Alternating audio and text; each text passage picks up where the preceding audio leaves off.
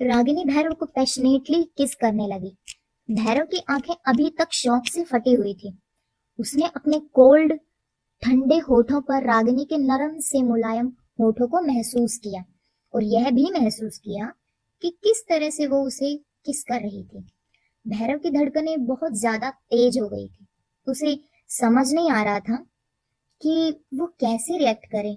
एक मामूली सी लड़की उसे ऐसे किस कर रही थी बिना इसकी परमिशन के, और वो करने भी दे रहा था।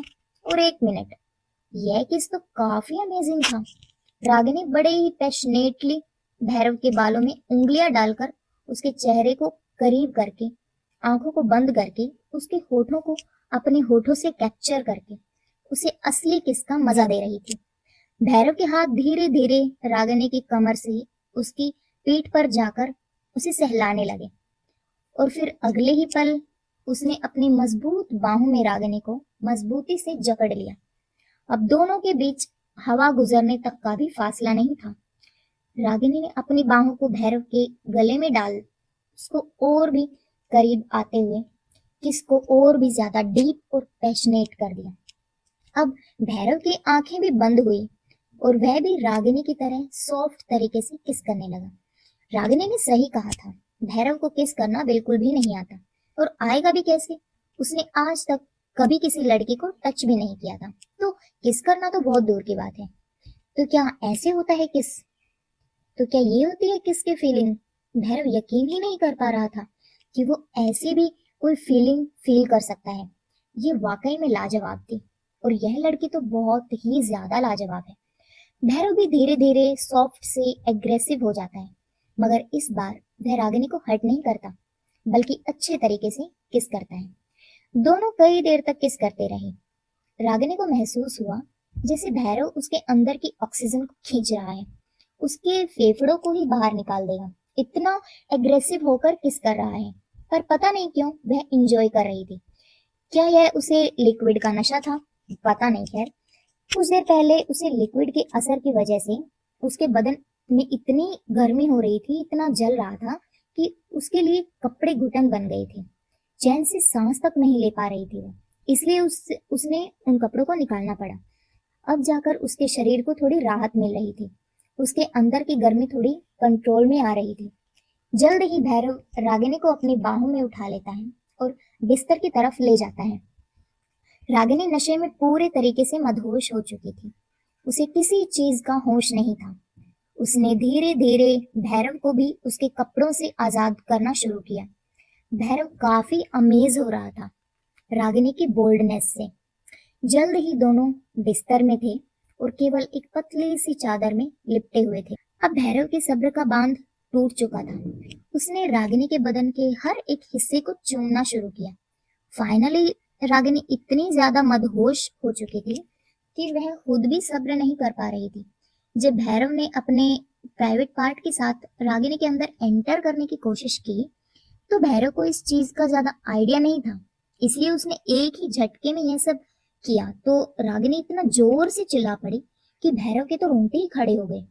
भैरव शॉक हो गया। उसने रागिनी से कहा, आर यू ऑलराइट? रागिनी ने कोई जवाब नहीं दिया। वह शराब के नशे में काफी ज्यादा मदहोश थी, मगर उसकी आंख के कोने से आंसू टपक रहा था।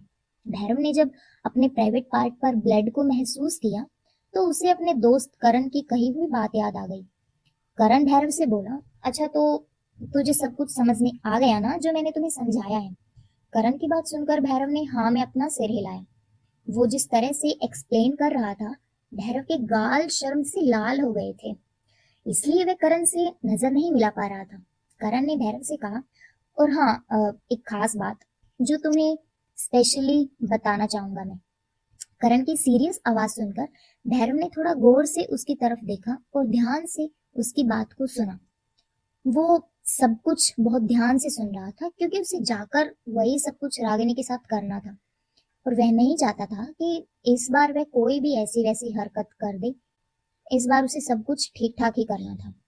करण ने कहा, अगर बाय चांस ऐसा हुआ कि तुम दोनों, मतलब तुमने उसके अंदर एंटर किया, तो तुम्हें उसके प्राइवेट पार्ट में बहुत ज्यादा टाइटनेस फील हुई, या फिर कि तुम्हें अंदर करने में बहुत प्रॉब्लम हुई, या बाय चांस उस लड़की की प्राइवेट पार्ट से मतलब थोड़ा ब्लड निकला या उस लड़की को इतना दर्द हुआ कि वो चिल्ला पड़ी, तो घबराना बिल्कुल भी नहीं है। ओके, यह सुनकर भैरव शॉक हो गया। उसने कहा, ये क्या बात कर रहे हो तुम? ब्लड क्यों निकलेगा और वह चिल्लाएगी क्यों? क्या बोल रहे हो? मुझे कुछ समझ में नहीं आ रहा। करण ने गहरी सांस लेकर कहा, सुनो, मेरी बात सुनो। अगर ऐसा हुआ तो इसका मतलब ये होगा कि वो जो लड़की, तुमसे पहले उस लड़की को किसी भी लड़के ने नहीं छुआ। प्राइवेट पार्ट में एक पतली सी लेयर होती है जिनको लड़कियों की वर्जिनिटी बोला जाता है। ओके, अगर उन्होंने पहले कभी किसी और के साथ कुछ नहीं किया, या और जब पहली बार वह किसी के साथ कुछ करती है तो वहां से ब्लड आना बिल्कुल नॉर्मल सी बात है। लेकिन इसका मतलब यह होता है कि वह प्योर है और या किसी ने उन्हें आज तक टच भी नहीं किया। हालांकि हर बार प्योर लड़की को ब्लड आए ये जरूरी नहीं होता। शुरू में थोड़ी टाइटनेस तुम्हें फील होगी, उस लड़की को दर्द सा भी होगा, लेकिन तुम्हें बहुत प्यार से और संभाल के सब करना होगा। थोड़ी देर के लिए दर्द होता है। अगर तुम अपना काम प्यार से ठीक से कंटिन्यू रखोगे तो वह दर्द धीरे धीरे प्लेजर में बदल जाएगा। समझ रहे हो ना मैं क्या कह रहा हूँ? भैरव ने थोड़ा हैरान होकर, मतलब वो थोड़ा हैरान जरूर था, लेकिन उसकी बातों को समझकर हाँ में अपना सिर हिला देता है। करण ने मुस्कुराकर भैरव के कंधे पर हाथ थपथपाते हुए कहा, ऑल राइट, मेरे पास जितना ज्ञान था मैंने तुम्हें दे दिया। अब जाओ और जाकर मैदान में फतेह कर लो। भैरव ने घूर कर करण की तरफ देखा। क्योंकि वह अपने किंग के साथ ज्यादा फ्रैंक हो रहा था, भैरव को अपनी तरफ ऐसे देखते हुए करण ने ऑकवर्ड होकर अपना हाथ पीछे किया और मुस्कुरा दिया। भैरव उसके बाद महल के लिए निकल आया। भैरव ने जब ब्लड देखा और करण की बात याद आई तो उसने सोचा, यह तो बिल्कुल वैसे ही हो रहा है जैसे करण ने बोला था।